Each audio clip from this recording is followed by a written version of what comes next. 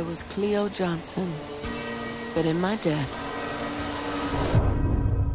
I became the lady in the lake. My name is Felix Caraballo, and I represent Metro Puerto Rico and Telemundo Puerto Rico.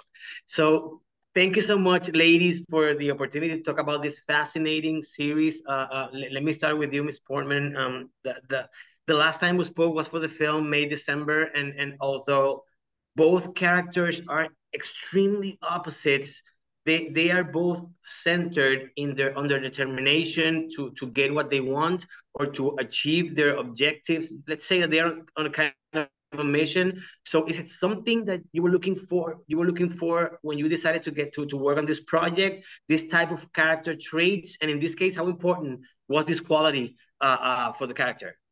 Absolutely. I mean, I wasn't really conscious of the connection between the two characters, but I absolutely see it now that you're saying it.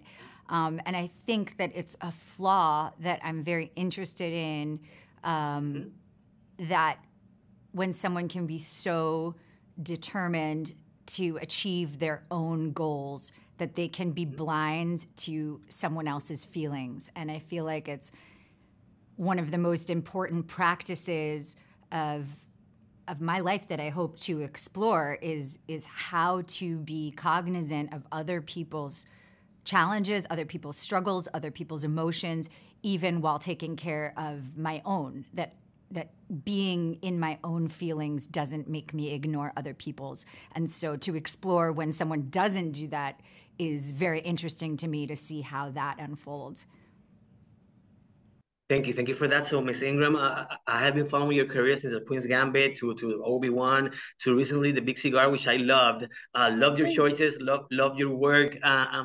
Cleo is another determined woman who faced many injustice and whose voice is like the common thread throughout the whole series. I found all the layers of the relationship between Jews and Blacks at the time very, very interesting. So what can you say that you learned about the time in Baltimore and this relationship that maybe you didn't know about?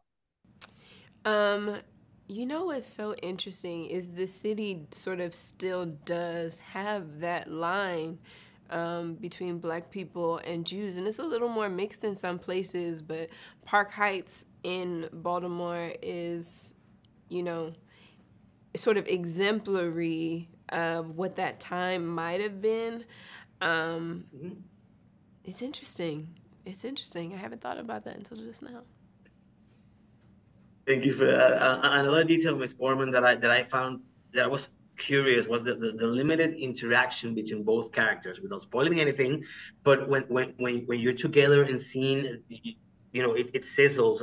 It surpasses everyone's expectations. So tell me a little bit about the collaboration between the two of you, so that the sequences together were so genuinely so authentic and so, you know, so effective.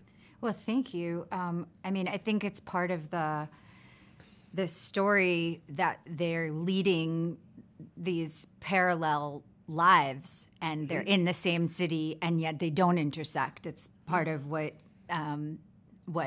Moses was just saying about, you know, the different neighborhoods, you know, still today, and the tragedy of that they're both having these kind of parallel struggles, different circumstances, but, you know, definitely overlapping issues, and don't connect.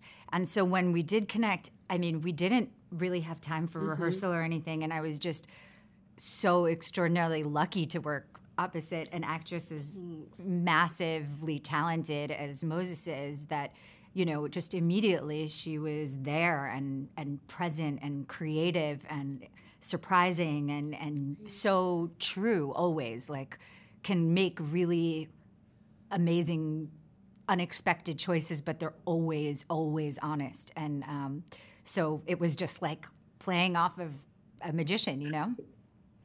Beautiful. So Moses, one last question. I'm not going to spoil anything, but the dream, the impossible dream sequence is literally and figuratively a dream. So what do you understand is the message of this ultra sensory sequence? To me, it was like cathartic. It says freedom all over it. So tell me a little bit about the scene. You know, I think, you know, she just spent so much time talking about dreams and our sleep, and how that part of ourselves is always speaking to us, even when we don't necessarily want it to. And that's exactly, I think, what's happening for Maddie in that moment. I feel like Cleo is sort of, you know, I want to say almost like a prop in the dream in that moment. You know what I mean? If that makes sense. Huh? Yeah. I understand. Thank you so much. My time is up again. Congratulations on such a Thanks. wonderful series. And again, I'm looking forward to it, what you're going to do next. So thank you. Have a great day. Thank you so Thank much. you.